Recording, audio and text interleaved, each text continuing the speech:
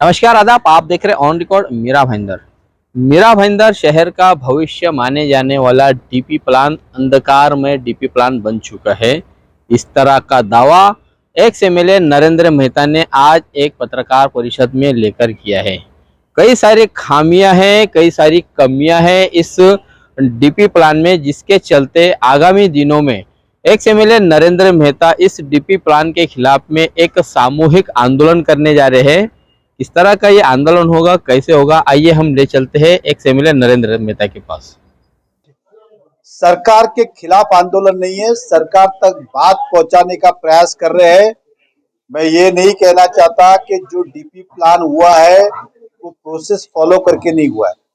आंदोलन हम इसलिए कर रहे हैं क्योंकि ये अधिकार नगर पालिका का था, और मैं ये भी नहीं कहता हूँ नगर पालिका को मेहरबानी करके दीजिए, ये अधिकार ही नगर पालिका का था। लेकिन समय पे प्रशासन ने बॉडी को ये प्लान नहीं दिया, इसलिए ये अधिकार गवर्नमेंट के पास चले गए और गवर्नमेंट ने थाना आईडीटीपी को दिए। जब मैं विधायक था और देवेंद्र फडणवीस जी मुख्यमंत्री थे, तो उनको जब ये बात बताई कि शहर की छोटी मोटी बातें हैं जो एक बाहर बैठे हुए अधिकारी को तो उन्होंने कहा था कि हम 2019 के चुनाव के बाद इसे वापस मीरा भाईंदर को भेजेंगे। लेकिन फिर सरकार बदल गई और ये सब वैसे के वैसे रह गया। हाल ही में डीपी प्लान जो प्रसिद्ध हुआ है उसके अंदर मीरा भाईंदर का भविष्य कहीं भी दिखाई नहीं दे रहा है, ना आज का, ना कल का, ना परसों का। मेरे आज के कहने के माध्यम से है कि जो आज मीरा भाईंदर की 15 लाख की आबादी है, उसके अंदर बड़ी मात्रा में भाईंदर पूर्व, भाईंदर पश्चिम, नया नगर, पेनकरपाड़ा, काशी गांव, यहाँ पे बहुत सारे इलीगल कंस्ट्रक्शन है, जूनी एडिशनल एफएसआई वापरी गई है।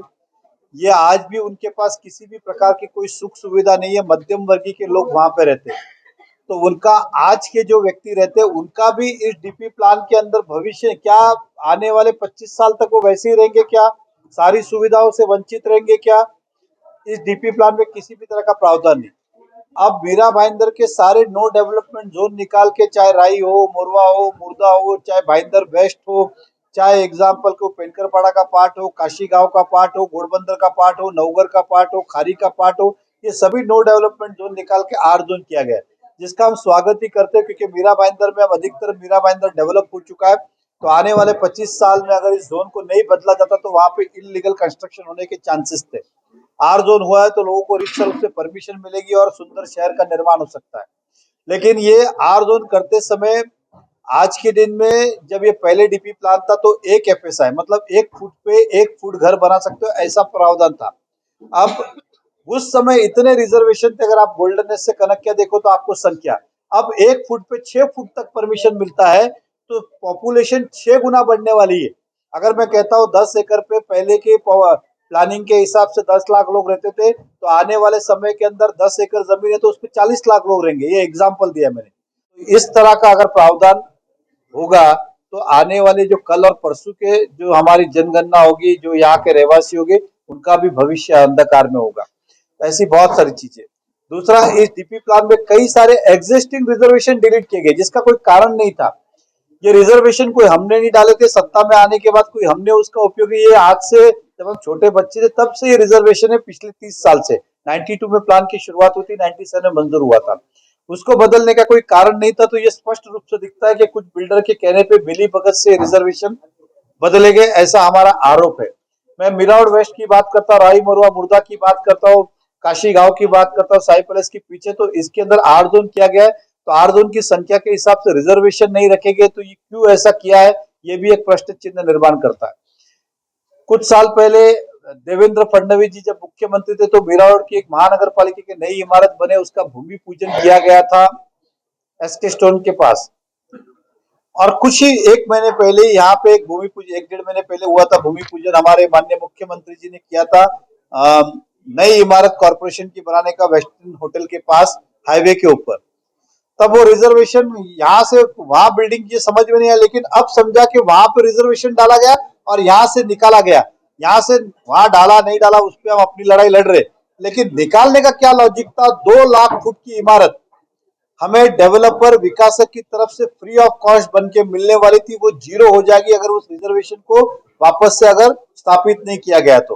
क्योंकि उस समय बिल्डर का एग्रीमेंट है, उनका एफिडेविट है कि अगर उन्हें परमिशन मिलेगी 30% कॉर्पोरेशन को फ्री में बना के देंगे, इस तरह का करारनामा और एफिडेविट है।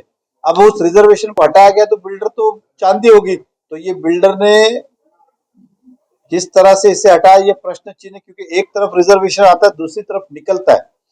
निकलना इत्तेफाक हो सकता है या आना इत्तेफाक, दोनों इत्तेफाक कैसे हो सकता है? यहाँ से निकल रहा है और वहां जा रहा है, इसका मतलब स्वाभाविक है कि इसमें कुछ ना कुछ गड़बड़ है। मैं पेनकरपाड़ा में अगर बात करता हूँ तो बड़े पैमाने पे सृष्टि बिल्डर के माध्यम से प्लेग्राउंड हो, स्कूल हो, अन्य रिजर्वेशन हटाए गए, आर जोन किया गया। तो रिजर्वेशन हटाने की जरूरत क्या, आप आर जोन करिए ना, हमारा कोई आक्षेप भी नहीं है उसके अंदर।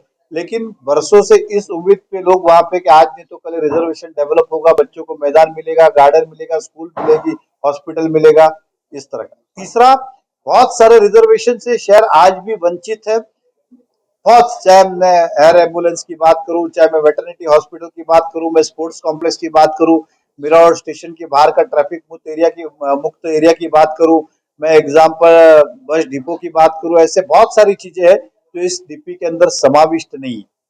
दूसरा, जो एग्जिस्टिंग बिल्डिंग है उसके ऊपर भी रिजर्वेशन और रोड है जो हटाए नहीं गए, तो उन लोगों को रीडेवलपमेंट कैसे होगा?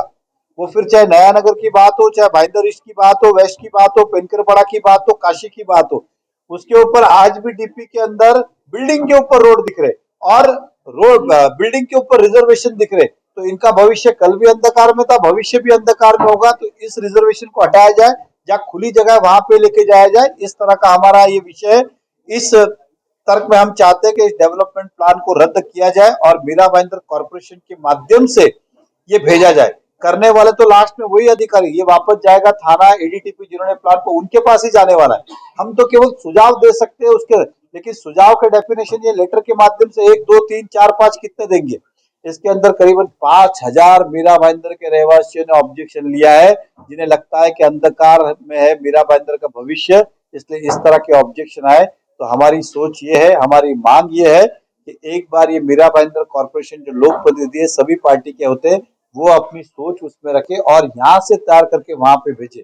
अगर उन्हें लगेगा कि हमने कुछ गलत किया तो उनका पूरा अधिकार है उसे निर्णय लेने का। तो इसलिए हम 12 तारीख को रविवार को, सॉरी 12 तारीख को सोमवार को सुबह 10:30 बजे भाईंदर वेस्ट बावन जिनालय मंदिर जो है वहां से हम शुरू करेंगे अहिंसा चौक से, और नगर पालिका में जाके अपनी प्रस्तावना देंगे कि कमिश्नर साहब को, उनके एडीटीपी को भेजे और सरकार को भी भेजे।